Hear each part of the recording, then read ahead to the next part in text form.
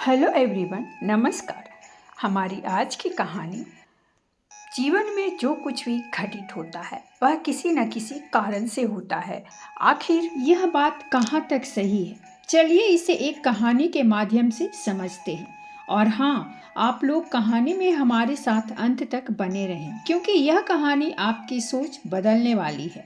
तो चलिए बिना समय गंवाए कहानी को शुरू करते हैं। अंग नाम के एक राज पर राजा हर्षवर्धन का राज हुआ करता था। राजा हर्षवर्धन एक बहुत ही परोपकारी और दयालु स्वभाव के राजा थे। जो कोई भी राजा के दरबार में फरियाद लेकर आता वह मुंह मांगी मुराद पाता। उनके बारे में यह बात मशहूर थी कि उनके दरवाजे पर आने वाला कोई भी आदमी खाली हाथ वापस नहीं जाता था। एक दिन राजा के दरबार में एक आदमी आया। उसने राजा को प्रणाम किया और कहने लगा, राजन, मैंने सुना है कि आपके सामने जो भी फरियादी आता है वह कभी खाली हाथ वापस नहीं लौटता। अगर ऐसा है तो क्या 3 दिन के लिए आप मुझे अपनी राजगद्दी सौंप सकते हैं? आप महल में जाकर आराम कीजिए और मैं राजगद्दी पर बैठकर आपका राजपाट चलाऊंगा। राजा उसी वक्त राजगद्दी से नीचे उतर आए और फिर अपने दरबार में मौजूद सभी मंत्रियों और दरबारियों को आदेश दिया कि आज से ठीक 3 दिन तक सभी लोग इस आदमी के आदेश का पालन करेंगे। यह कहते हुए राजा ने उस आदमी को अपनी जगह पर बिठा दिया और खुद अपने महल में चले गए। वह आदमी 3 दिन तक बड़ी ठाठ से राजगद्दी पर बैठा रहा और पूरे राज्य का शासन चलाता रहा। चौथे दिन राजा उसके पास आया और कहने लगा, भाई, अब तुम 3 दिन तक इस गद्दी पर बैठ चुके हो। अब राजगद्दी से उतर जाओ और अपना रास्ता लो। यह सुनकर वह आदमी कहने लगा, राजन, पहले तो मैं सिर्फ इस इरादे से आया था कि आपकी दानवीरता की परीक्षा लूं। सच में मैंने जैसा आपके बारे में सुना था उससे कहीं बढ़कर आपके बारे में पाया है। लेकिन अब 3 दिन तक इस राजगद्दी पर बैठने के बाद मेरा इरादा बदल गया है। इस राजगद्दी से उतरने का मेरा दिल नहीं चाहता। आपको तो सारी दुनिया ईश्वर का अवतार कहती है। मैं आपसे प्रार्थना करता हूँ कि यह राजगद्दी और राजपाट ईश्वर के नाम पर मुझे दान में दे दीजिए। राजा ने जब उसकी बात सुनी तो मुस्कुराते हुए कहने लगे, लो भाई, यह राजगद्दी और यह राजपाट आज से तुम्हारा हो गया। अब तुम इसे संभालो, मैं चलता हूँ। यह कहकर राजा अपने महल में वापस आ गए। उन्होंने रानी को सारी बात बताई। रानी भी महाराज की तरह बहुत ही नेक दिल इंसान थी। उन्होंने शिकायत का एक शब्द भी अपनी जुबान पर नहीं आने दिया। राजा और रानी अपने दोनों बेटों को लेकर महल से बाहर निकल पड़े। जाने से पहले उन्होंने अपने राजसी वस्त्र त्याग दिए और साधारण वस्त्र पहन लिए। राजा को ईश्वर पर बड़ा ही विश्वास था। वह मन ही मन सोचने लगे, लगता है परमात्मा ने मेरे लिए कुछ और ही सोच रखा है। राजा अपनी पत्नी और दोनों बेटों को लेकर सफर पर रवाना हो गए। राजा सोचने लगे, कल तक मेरी सवारी के लिए सैकड़ों हाथी और घोड़े मौजूद थे, पर आज पैदल चलना पड़ रहा है। कल तक हजारों नौकर चाकर मेरे सामने खड़े रहते थे और आज कोई हालचाल पूछने वाला भी नहीं है। लेकिन राजा ऐसी हालत में भी शिकायत का एक शब्द अपनी जुबान पर नहीं लाए। पैदल सफर करते करते वह काफी और 2 कोस चलते रहे, तो कभी 4 कोस। कभी कुछ खाने को मिल जाता तो कभी भूखे ही रहना पड़ता, मगर इस पर भी उसने परमात्मा पर पूरा भरोसा रखा और हमेशा परमात्मा का धन्यवाद करता रहा।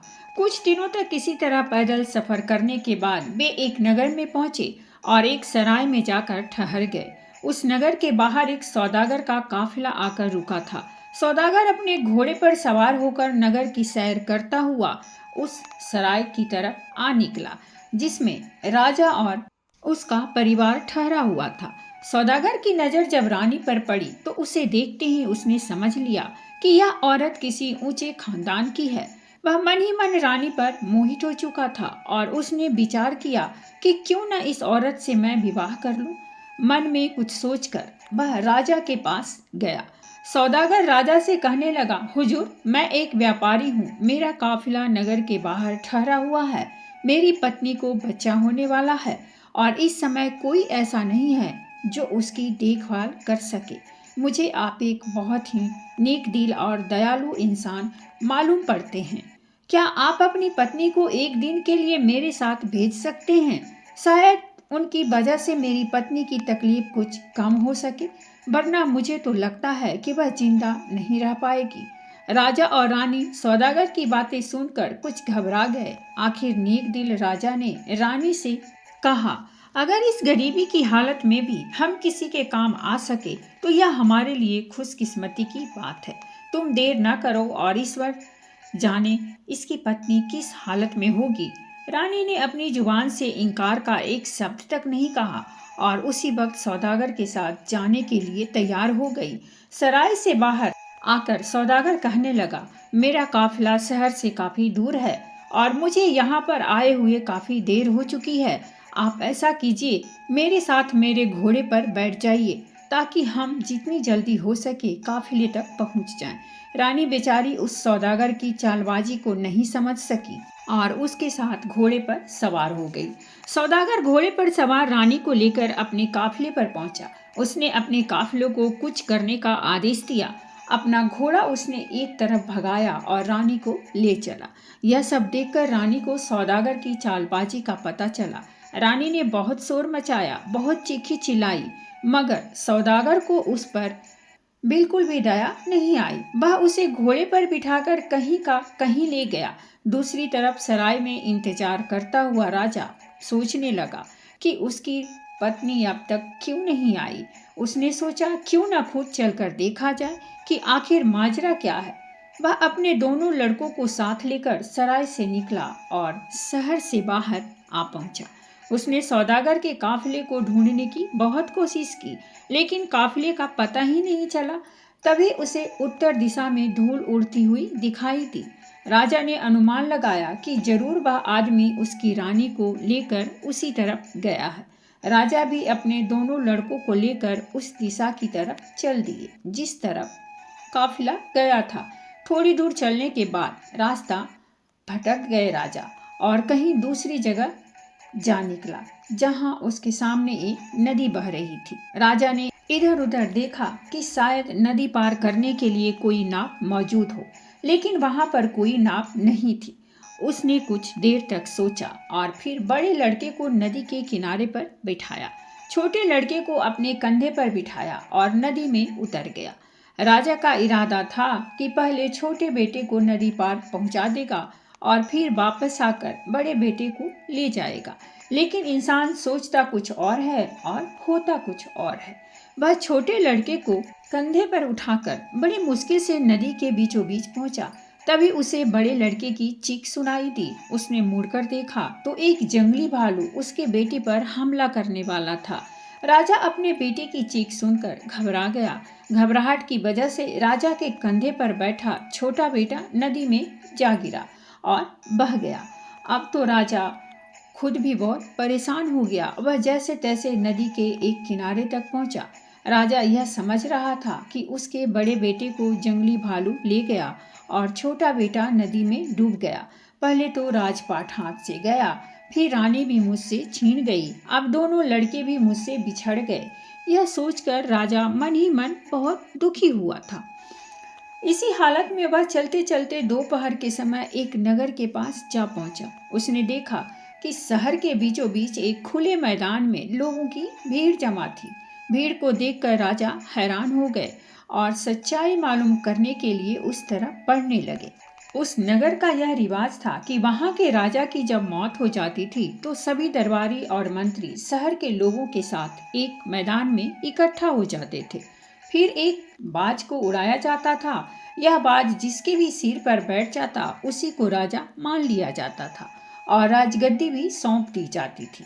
इसी कारण से वहां पर लोगों की भीड़ जमा थी। बाज छोड़ा जा चुका था, मगर अभी तक वह किसी के सिर पर नहीं बैठा था। किस्मत शायद उसी राजा का इंतजार कर रही थी। जैसे ही राजा वहां पर पहुंचा, बाज जाकर उसके सिर पर बैठ गया। बाज का उसके सिर पर बैठना था कि तुरंत सभी दरबारी हाथ जोड़कर उसके सामने खड़े हो गए और उसे अपना राजा मान लिया। वे सभी उससे प्रार्थना करने लगे, चलिए महाराज, अब आप ही इस देश के राजा हैं, चलकर अपनी गद्दी संभालिए। लेकिन राजा ने कहा, अरे भाई, मैं तो खुद राजपाट छोड़कर आया हूँ। अपना राजपाट छोड़कर ही मैंने यह फकीरी हासिल की है। अब मुझे किसी भी तरह के राजपाट की कोई इच्छा नहीं है।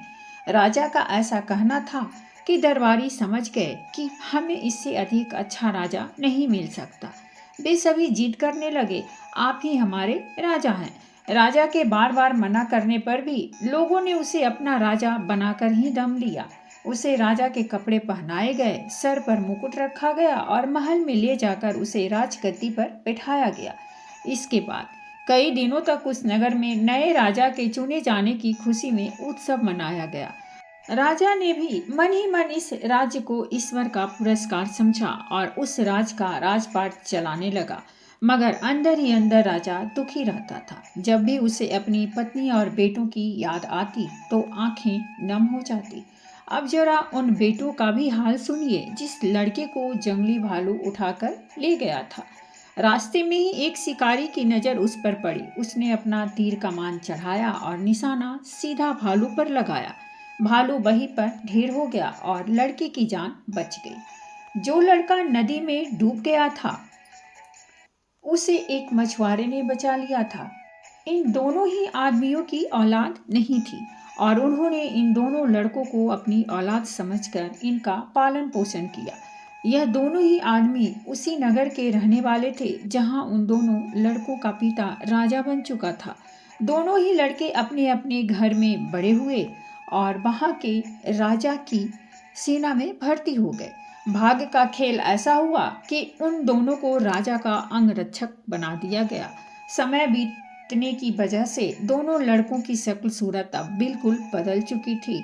न तो राजा उन्हें पहचान सका कि यह उसी के बेटे हैं और न ही उन लड़कों को समझ में आया कि राजगद्दी पर जो इंसान बैठा है वही उनका पिता है। बल्कि उन दोनों को तो यह भी एहसास नहीं हुआ कि वे दोनों सगे भाई हैं। यह भी कुदरत का ही खेल था कि वे इकट्ठे होकर भी अलग अलग ही थे। अब वे दोनों लड़के अंगरक्षक के रूप में हमेशा राजा के साथ ही रहते थे। राजा अब उनसे बातें करता तो उसे बहुत ही अच्छा महसूस होता। उन दोनों लड़कों से बातें करके राजा के मन को बहुत ही सुकून मिलता। उधर वह धोखेबाज सौदागर भी रानी को उठाकर ले गया था, इसी नगर में आ गया। इस दौरान सौदागर ने लाख कोशिश की कि रानी उससे शादी कर ले, मगर वह नेक औरत किसी भी तरह शादी के लिए राजी नहीं हुई। सौदागर उसे एक अलग कक्ष में रखता था और उसकी कड़ी निगरानी की जाती थी। इस सौदागर का यहाँ के पहले राजा के दरबार में अक्सर आना जाना रहता था। सारे दरबारी और मंत्री इस सौदागर को अच्छी तरह से पहचानते थे। जब सौदागर को पता लगा कि पुराने राजा की मौत हो चुकी है तो उसे बड़ा दुख हुआ। लेकिन मंत्रियों ने उसे बताया कि नया राजा उससे भी ज़्यादा नेक दिल और न्याय प्रिय है। यह सुनकर सौदागर ने मंत्री के हाथ राजा के लिए कुछ तोहफे भिजवा दिए और फिर खुद भी राजा से मिलने के लिए पहुंच गया। दरअसल बात यह थी कि राजा ने उसे नहीं पहचाना कि यह वही धोखेबाज आदमी है जो उसकी पत्नी को भगाकर ले गया था। सौदागर को तो यह भी नहीं समझ सका कि यह राजा भी वही आदमी है जिसने उसने धोखा दिया था। राजा ने सौदागर की बहुत मेहमानबाजी की। सौदागर कई देशों की यात्रा कर चुका था। राजा सौदागर से उन देशों के बारे में पूछता और सौदागर उसे अपने सफर के किस्से सुनाता। एक दिन की बात है जब सौदागर और राजा काफी देर तक बातें कर रहे थे। शाम ढल चुकी थी। तब राजा ने सौदागर से कहा, दोस्त, आज की शाम तुम यहीं पर रुक जाओ। मुझे व्यापार के मामले में तुमसे कुछ जरूरी बातें करनी है। सौदागर उस रात महल में रह तो गया, लेकिन वह कुछ परेशान सा नजर आ रहा था। राजा ने सौदागर से परेशानी का कारण पूछा तो सौदागर कहने लगा, हुजूर, दरअसल बात यह है कि मेरी पत्नी पागल हो गई है। उसकी देखभाल मुझे खुद करनी पड़ती है। मुझे हर समय यह डर लगा रहता है कि कहीं पागलपन की वजह से वह कहीं भाग न निकले और किसी मुसीबत में न फंस जाए। इस पर राजा ने कहा, तुम आज महल में ही रहो और अपनी पत्नी की चिंता मत करो। उसकी देखभाल का बंदोबस्त हम कर देंगे। राजा ने यह कहकर अपने दोनों अंगरक्षकों यानी उन दोनों लड़कों को सौदागर के काफिले में जाकर उस औरत का पहरा देने का आदेश दिया जिसमें सौदागर की पत्नी यानी रानी को रखा गया था। दोनों लड़कों ने आदेश पाकर उसी वक्त जाकर घर के बाहर पहरा देना शुरू कर दिया। जिस घर में वह औरत कैद थी, रात अब आधी से ज्यादा गुजर चुकी थी तो छोटे लड़के को नींद आने लगी। इस पर बड़े लड़के ने कहा, देखो भाई, इस समय नींद का आना ठीक नहीं है। कहीं ऐसा ना हो कि हम दोनों की गलती के कारण यह औरत यहाँ से निकलकर भाग जाए।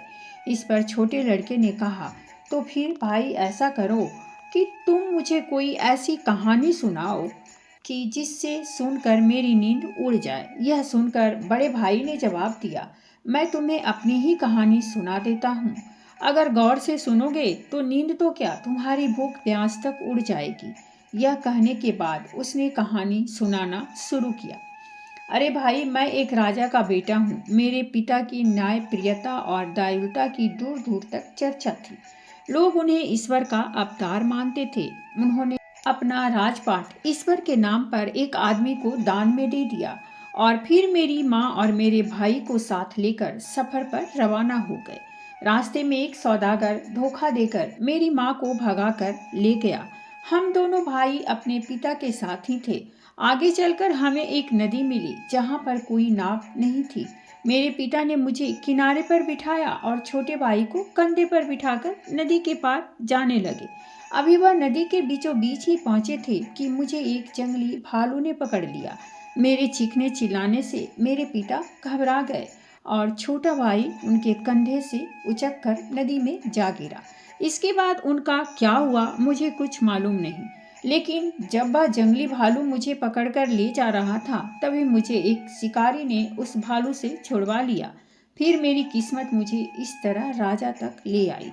यह सुनकर दूसरा लड़का तुरंत उससे लिपट गया और कहने लगा, नदी में गिरने वाला वह बच्चा मैं ही हूँ। मुझे एक मछुआरे ने डूबने से बचाया। फिर दोनों भाई गले लगकर रोने लगे। उन दोनों के रोने की आवाज़ सुनकर अंदर कैद खाने में बैठी हुई औरत अचानक चौंक पड़ी।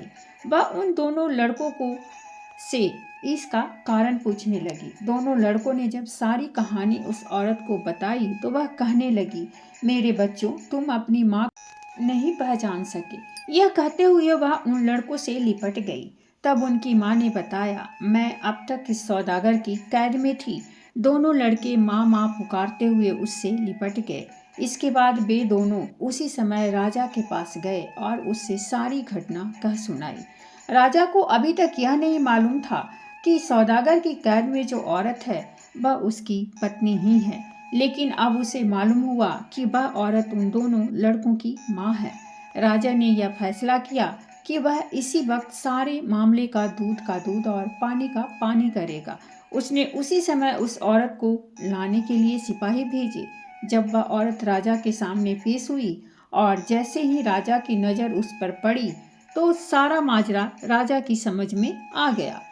राजा की पत्नी भी अपने पति को देखकर पहचान गई और उसके कदमों में गिर गई। दोनों भाई भी अपने पिता को पहचान चुके थे और पिताजी पिताजी कहते हुए राजा से लिपट गए। सौदागर ने जब यह देखा कि उसकी पोल अब खुल चुकी है तो वह वहां से भागने लगा, मगर राजा के सिपाहियों ने उसे यह मौका नहीं दिया। उसे गिरफ्तार करके कारागार में डाल दिया गया। अगले दिन राजा ने उस सौदागर का सारा माल जब्त किया और उसे मृत्युदंड दे दिया गया। अब राजा उस आदमी का हाल भी सुनिए जिसने राजा से राजपाट दान में हासिल कर लिया था। राजपाट मिलने के बाद वह बहुत ही मनचला और निर्दय हो गया था। अपने खजाने को भरने के लिए उसने प्रजा पर कई तरह के कर लगा दिए। बेचारी गरीब प्रजा उसके जुल्म से परेशान हो गई। यहाँ तक कि मंत्री और दरबारी भी इस राजा से परेशान हो चुके थे। वे सभी इसी चिंता में रहते थे कि किसी तरह से वह अपने असली राजा का पता लगा पाएं, ताकि इस अत्याचारी राजा को हटाकर एक बार फिर से उसे राजा बना दें। अब यह खबर उस राज तक पहुंची कि उनका राजा एक नए राज का राजा बन चुका है। तो एक मंत्री ने उस अत्याचारी राजा को जहर देकर मार डाला। इस तरह से उस अत्याचारी राजा का अंत हो गया। वह मंत्री राजा के पास आया। सभी दरबारियों की तरफ से उसने प्रार्थना की कि वह फिर से अपने पुराने राज का राजपाट संभाल लें। राजा के मन में भी अपने पुराने राज के लिए प्रेम जाग गया और वह अपने मंत्री के साथ उस राज में आया। इसके बाद वर्ष के 6 महीने वह अपने पुराने राज में रहता और फिर वर्ष के अगले 6 महीने वह अपने नए राज में रहता। इस तरह से वह दोनों राज्यों की बागडोर संभालता था। कुछ ही वर्षों के बाद जब राजा ने दोनों पुत्र राजपाट संभालने के योग हुए तो राजा ने उन दोनों को एक एक राज्य का राजा बना दिया और इस प्रकार से राजा और उसका परिवार अब खुशी खुशी जीवन बिताने लगे। दोस्तों, कहते हैं कि ईश्वर को जो मंजूर होता है वह तो होकर ही रहता है। जब हम अपनी राहों में आने वाली मुश्किलों को समझते हैं तो हम जान पाते हैं कि हर बाधा हमें एक नई दिशा देती है। कभी भी अपने प्रयासों से पीछे मत हटो, क्योंकि ईश्वर का विश्वास हमारे साथ होता है। अगर हम ईश्वर की इच्छाओं के अनुसार चलते हैं तो हमारे सपने साकार होते हैं। संघर्ष से ही सफलता की ओर रास्ता खुलता है और यही जीवन का असल सच है। कभी भी हार नहीं माने, क्योंकि सफलता उन्हीं को मिलती है जो अपनी पूरी मेहनत और ईश्वर के प्रति विश्वास बनाए रखते हैं, चाहे रास्ता कितना भी कठिन हो। अगर हमारी नीयत सही है तो ईश्वर हमें वह ताकत और दिशा देंगे जिसकी हमें ज़रूरत है। तो दोस्तों, ये थी हमारी आज की कहानी और अगर कहानी अच्छी लगी हो तो प्लीज़ हमारे चैनल को सब्सक्राइब कीजिए, वीडियो को लाइक और शेयर जरूर कीजिए। कहानी सुनने के लिए बहुत बहुत धन्यवाद। मिलते हैं हम एक नई कहानी।